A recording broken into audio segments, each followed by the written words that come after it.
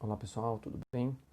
Então a gente vai começar o capítulo 9 e eu vou, como eu falei para vocês, dividir em 3 aulas, né? Porque o conteúdo é muito novo, muito denso. Então a gente vai começar com o trabalho de uma força e trabalho da força peso, tá? Então, trabalho de uma força e trabalho da força,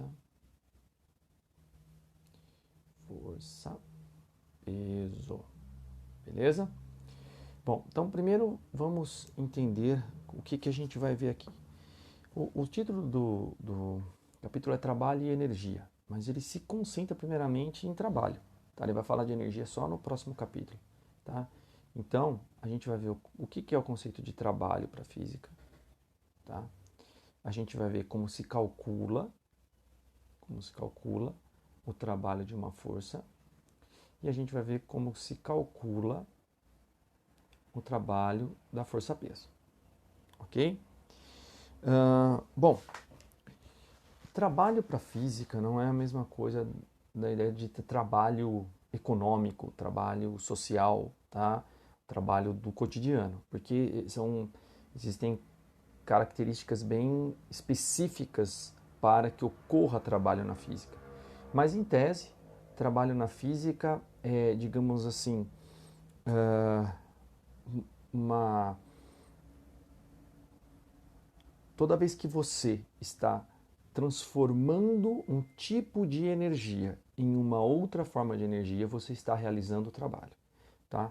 Então, se eu tenho aqui uma energia de um tipo, energia, tá?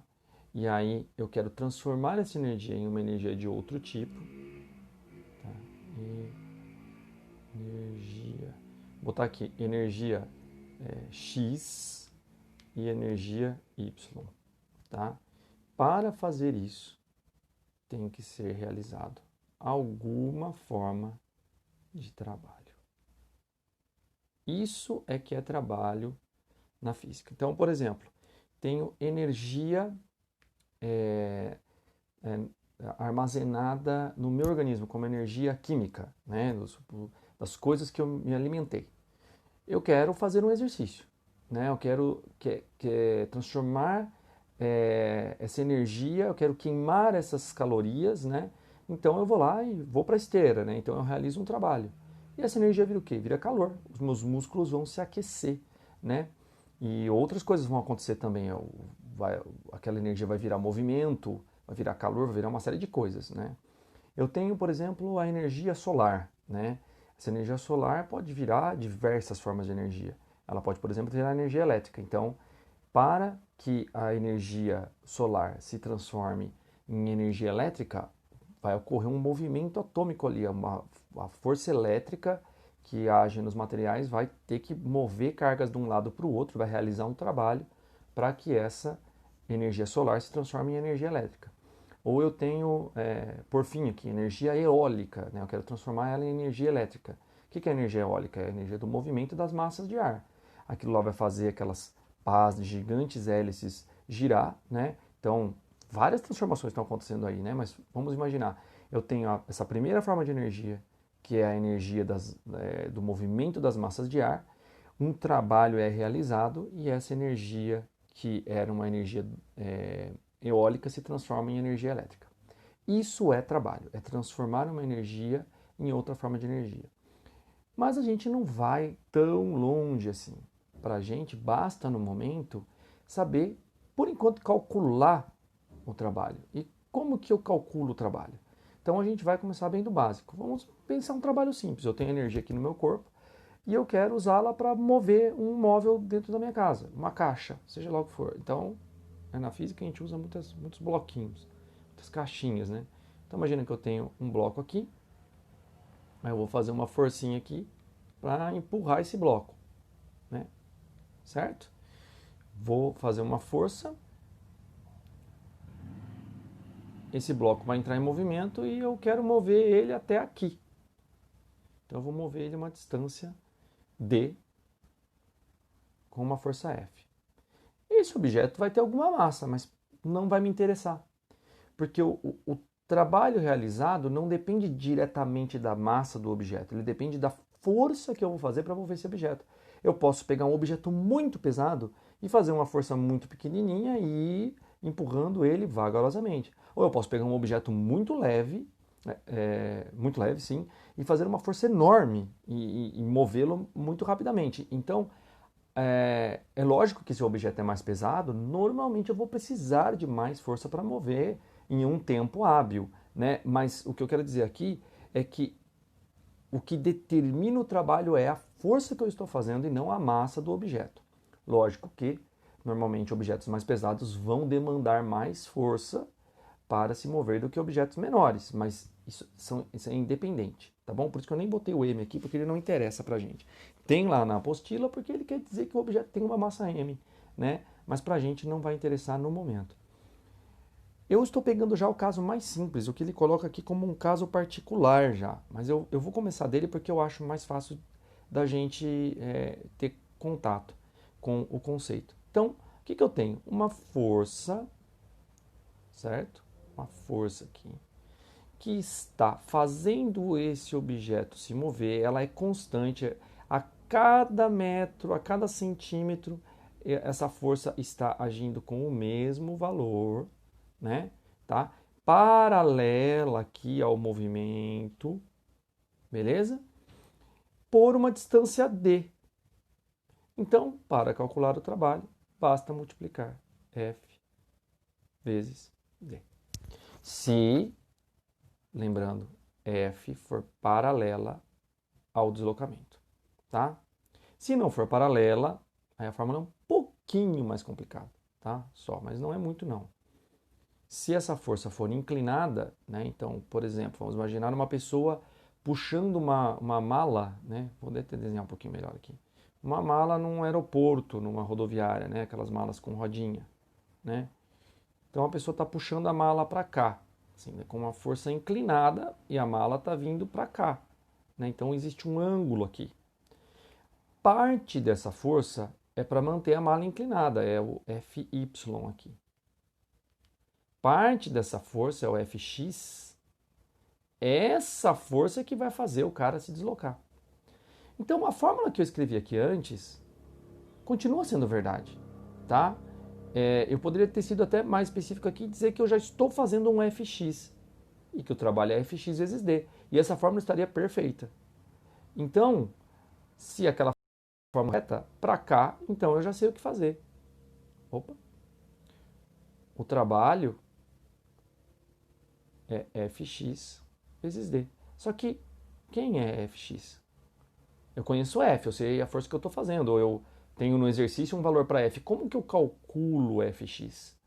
Fx não é a parte horizontal da força, não é a parte adjacente ao ângulo.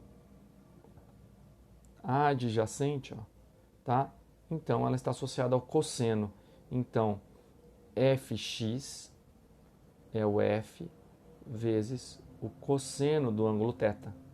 Por isso que ele coloca que o trabalho de uma força qualquer, para qualquer deslocamento fazendo ângulo ou não, é F vezes D vezes o cosseno de θ, né? Porque a ordem dos fatores não altera o produto, né? Aqui estava F vezes cosseno. Eu só botei aqui o F, joguei o cosseno para trás do D, né? Para ficar igual ao deles ali. Mas seria a mesma coisa escrever F vezes cosseno θ vezes D, dá na mesma, ok?